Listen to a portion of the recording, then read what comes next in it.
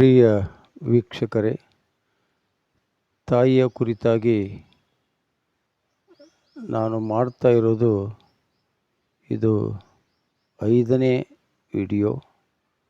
ವೀಕ್ಷಕ ಎಲ್ಲ ಬಂಧುಗಳಿಗೆ ಈ ದಿನದ ವಿಶೇಷವಾಗಿರ್ತಕ್ಕಂಥ ವಂದನೆಗಳು. ತಾಯಿ ವಯೋವೃದ್ಧಳಾದ ಮೇಲೆ ಅವಳನ್ನು ನಾವು ನೋಡಿಕೊಳ್ತಕ್ಕಂಥ ಸ್ಥಿತಿಯನ್ನು ಸ್ವಲ್ಪ ಸೂಕ್ಷ್ಮವಾಗಿ ಗಮನಿಸಿದರೆ ಬಹಳಷ್ಟು ಖೇದ ಅನ್ನಿಸ್ತದೆ. ಇನ್ನೇನು ಅವಳು ವಯೋವೃದ್ಧಳಾಗಿದ್ದಾಳೆ, ಅವಳು ತನ್ನ ನಿತ್ಯದ ಕ್ರಿಯೆಗಳನ್ನು ಹೊರಗೆ ಹೋಗಿ ಮಾಡಲಿಕ್ಕೆ ಸಾಧ್ಯ ಆಗ್ತಾ ಇಲ್ಲ. ಅಂಥ ಒಂದು ಅವಸ್ಥೆಯಲ್ಲಿದ್ದಾಗ ಅವಳು ಬಹಳಷ್ಟು ಗಲೀಜು ಮಾಡ್ತಾಳೆ ಅಂತಕ್ಕಂಥ ಮನೋಸ್ಥಿತಿಯಲ್ಲಿರ್ತಕ್ಕಂಥ ಮಕ್ಕಳು ಅವಳನ್ನು ಮನೆಯ ಹೊರಗೆ ದನ ಕಟ್ಟುವ ಕೊಠಡಿ ಅಂತ ಹೇಳ್ತೀವಲ್ಲ, ಆ ಕೊಠಡಿಯಲ್ಲಿ ಪ್ರತ್ಯೇಕವಾಗಿ ಅವಳಿಗೆ ಒಂದು ಹರಕು ಹಾಸಿಗೆಯನ್ನು ಹಾಸಿ ಅವಳನ್ನು ಹೀನಾಯ ಸ್ಥಿತಿಯಲ್ಲಿ ನೋಡಿಕೊಳ್ತಕ್ಕಂಥ ಪರಿಸ್ಥಿತಿಯನ್ನು ನಾವು ಇಂದಿನ ದಿನಮಾನದಲ್ಲಿ ಕಾಣ್ತೇವೆ. ಹಸುವಾಗಿದೆ, ನನಗೆ ಅನ್ನ ಕೊಡ್ರಿ, ಊಟ ಕೊಡ್ರಿ ಅಂಥೇಳಿ ತಾಯಿ ಹೇಳುವಾಗ ಅವಳಿಗೆ ಊಟ ನೀಡ್ತಕ್ಕಂಥ ಒಂದು ರೀತಿಯನ್ನು ನೋಡಿದರೆ ನಿಜವಾಗಲೂ ಬಹಳಷ್ಟು ದುಃಖ ಅನ್ನಿಸ್ತದೆ.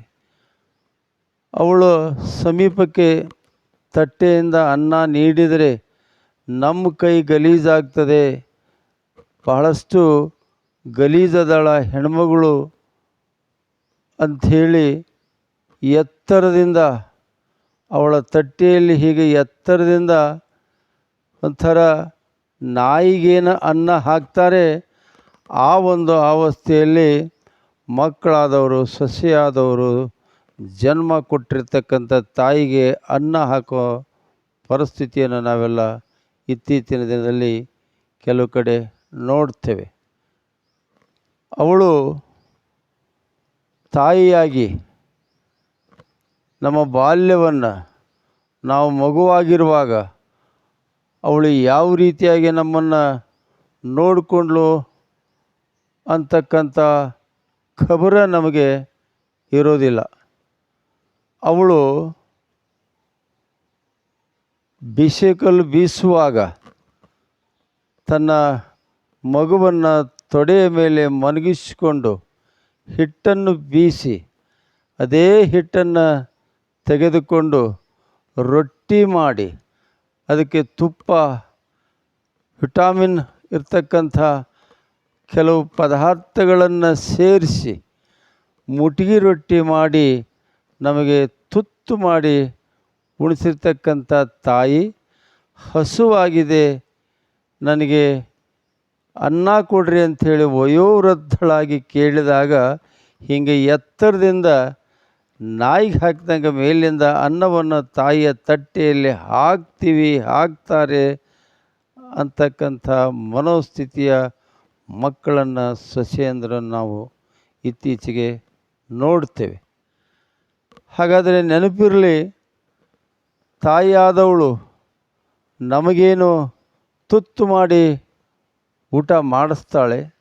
ನಾವು ಹಠ ಮಾಡುವಾಗ ಅಪ್ಪ ಅಲ್ಲಿ ನೋಡು ಚಂದ್ರ ಇದ್ದಾನೆ, ಚಂದ್ರಮ್ಮ ಇದ್ದಾನೆ ಅಂಥೇಳಿ ಚಂದ್ರನನ್ನು ತೋರಿಸ್ತಾ ಮಕ್ಕಳಿಗೆ ಹೊಟ್ಟೆ ತುಂಬ ಊಟ ಮಾಡಿಸ್ತಕ್ಕಂಥ ತಾಯಿಯ ರೀತಿಯನ್ನು ನೋಡಿದರೆ ನಮಗೆ ವಿಚಿತ್ರ ಅನ್ನಿಸ್ತದೆ.